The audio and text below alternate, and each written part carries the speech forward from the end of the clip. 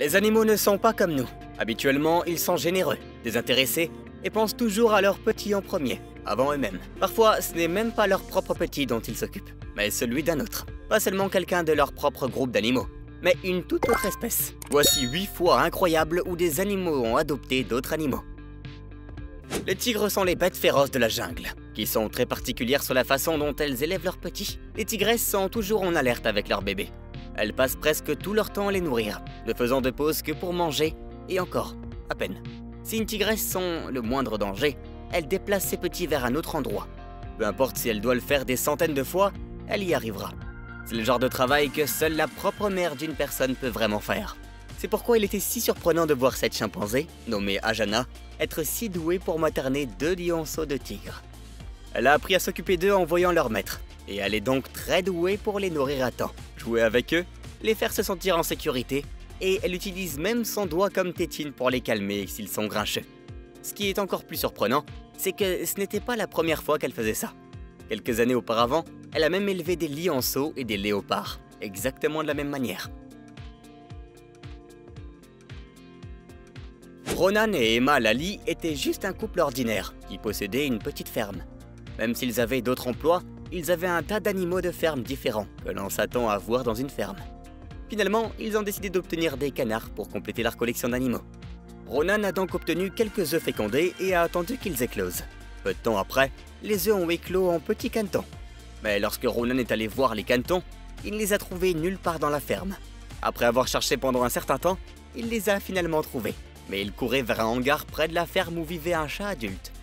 Lorsque Ronan a vu les canetons entrer dans le hangar, il a pensé que le chat avait dû les manger. Mais ce n'était pas le cas. À un moment donné, Emma a même surpris le chat avec l'un des canetons dans sa bouche et a pensé que le chat allait manger les petits canetons devant ses propres yeux. Cependant, elle a remarqué que le chat ne tenait pas du tout les canetons avec force. Alors Emma et Ronan ont décidé de lâcher le chat et tous les canetons sont allés droit vers lui. Tout à coup, ils se sont tous blottis sur le ventre du chat et ont commencé à téter comme si c'était leur propre mère. Ce fut un choc non seulement pour Ronan et Emma, mais pour tout le monde. Car les chats mangent habituellement de petits oiseaux comme les canetons. Non seulement cela, mais elle a même ronronné et toiletté les canetons. Eh bien, il s'avère qu'il y avait en fait une raison pour laquelle le chat a adopté les canetons. Juste 1 heure auparavant, la chatte avait donné naissance à 3 chatons. Comme la chatte venait littéralement de donner naissance, ses hormones maternelles étaient actives. C'est pourquoi elle a adopté les canetons. Si la chatte n'avait pas donné naissance juste 1 heure auparavant, elle aurait probablement mangé les canetons sans hésiter. C'était donc un accident incroyablement chanceux.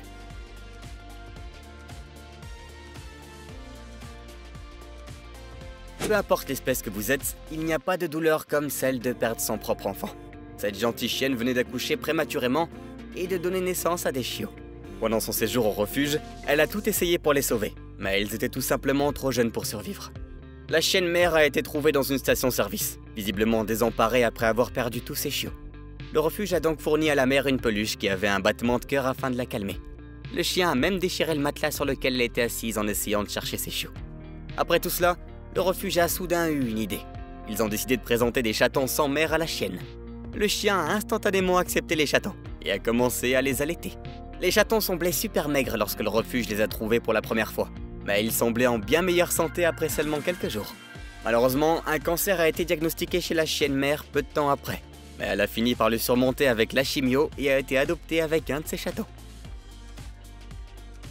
Ce cygne a été trouvé dans un puits profond, tout seul et sans parents en vue. Alors cet homme a décidé de sauver le petit cygne et l'a mis dans la couveuse juste pour le garder au chaud. Mais un caneton a éclos non loin du cygne et a cru que c'était sa mère. Même si le cygne était lui-même un bébé, il s'est quand même occupé du caneton et a joué avec lui. Le caneton suivait le cygne partout où il allait et se blottissait contre lui s'il s'asseyait quelque part. Au bout d'un moment, le caneton a même commencé à imiter le comportement du cygne et se nettoyer le corps tout comme le cygne. Ils faisaient pratiquement tout ensemble, la nourriture au bain.